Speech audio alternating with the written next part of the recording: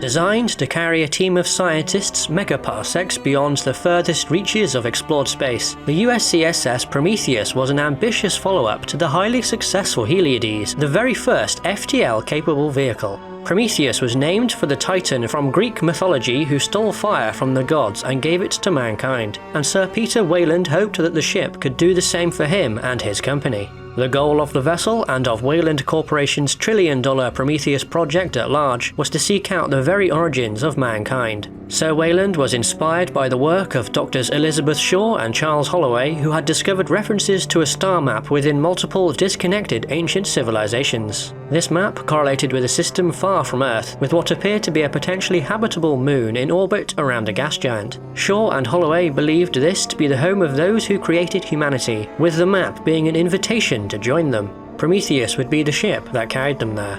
To withstand the rigors of extended faster-than-light travel, the exterior hull of the 130-meter-long craft was made up of multiple semi-rigid layers, giving it external flexibility while maintaining internal stability. Sprouting from the central hull was a number of pylons, with the largest of these being the long-range interstellar communications antenna. The smaller pylons housed short-range communications equipment and a series of sophisticated sensors, including atmospheric analyzers and terrain mapping tools, many of which were designed by Sir Weyland himself. Flanking the vessel was a pair of enormous rotating levers, with the 4 nuclear fission-powered ion plasma engines mounted on either end. These pivoted in place when transitioning to atmospheric flight, as the engines were required to maintain altitude at low velocity. They rotated even further for vertical takeoff and landing, with landing legs deploying directly from the shroud around each engine. Due to the nearly 2.5-year-long travel time, the human members of the crew had to spend the journey in cryostasis. This was not a literal stasis. Instead, the crew were kept in a slow-wave sleep state, with their autonomic functions suspended and the health of their body maintained by the chamber. Due to this, they entered a state of shock upon waking. The ship's complement of third-generation hypersleep chambers were located on the cryodeck, although VIP chambers were sequestered apart from those of the crew. For emergencies, each chamber had zero-loss lithium-ion batteries in a tertiary backup system, capable of maintaining the occupant for up to a century. The ship was also equipped with an alpha reader, which allowed its wearer to see the dreams of someone in slow-wave sleep, as interpreted by a computer. The unit on Prometheus was prototypical, as it also had the ability to directly communicate with the sleeper.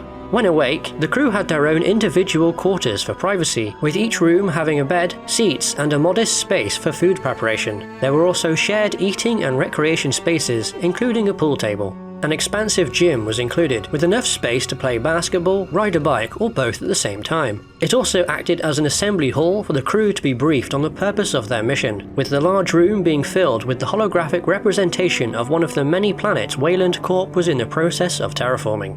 On the underside of the prow of the vessel, protected during faster-than-light travel by retractable shields, was the large 2-tier bridge. It was from here that Captain Idris Yannick and his flight team of pilot Eamon Chance and navigator Benedict Ravel flew the vessel, with stations for scientific observation, cartography, and navigation. The enormous panoramic windows afforded excellent visibility, at least for the forward and lower arcs, with an observation blister above the bridge if the crew needed to see above the ship. In the center of the bridge was a large holotable, used primarily for displaying 3D mapping data received from disembarked crew, as well as tracking their locations in the newly mapped space by way of the beacons on their EVA suits. On the aft dorsal surface of the ship was the lifeboat. This was exclusively built for large faster-than-light vessels, and featured 7 luxury-appointed rooms furnished with a piano, library, bar, and enormous display wall, as well as fully independent navigation and piloting controls. The entire module had its own standalone life support system, with separate food, water, and air supplies to the Prometheus. A reclaiming decontamination system could provide a single occupant, either asleep in stasis or awake, with up to 50 years of breathable air. This was where Meredith Vickers, the daughter of Sir Weyland and first in line to inherit the company, made her home aboard ship. An extremely specialized piece of equipment was also aboard the lifeboat, a Pauling Series 720i MedPod. One of only 12 ever made, the MedPod was a fully self-contained diagnosis and treatment unit for surgical procedures. Using a sensor array that automatically adjusted to each patient, the MedPod performed diagnosis, anesthetization, and precision surgery in a self-sterilizing environment. Nearly anyone could use it, as the device responded to verbal commands.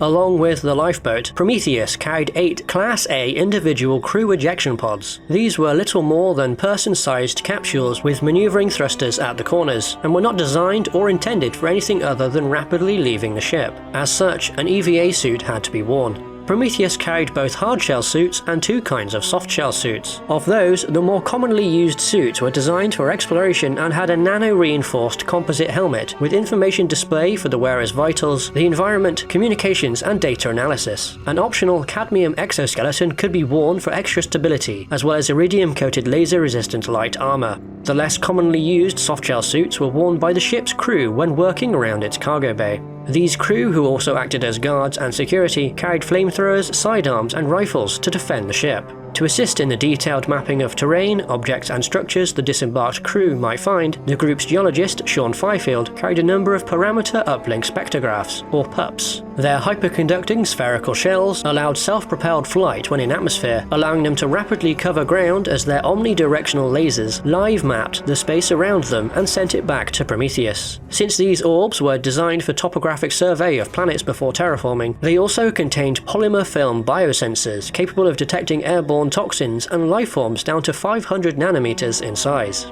To disembark when on the surface, the ship's combined cargo bay and garage module descended from the underside of the hull. This had a large ramp on its front, as well as separate person-sized airlocks on the sides, with safety tethers besides them.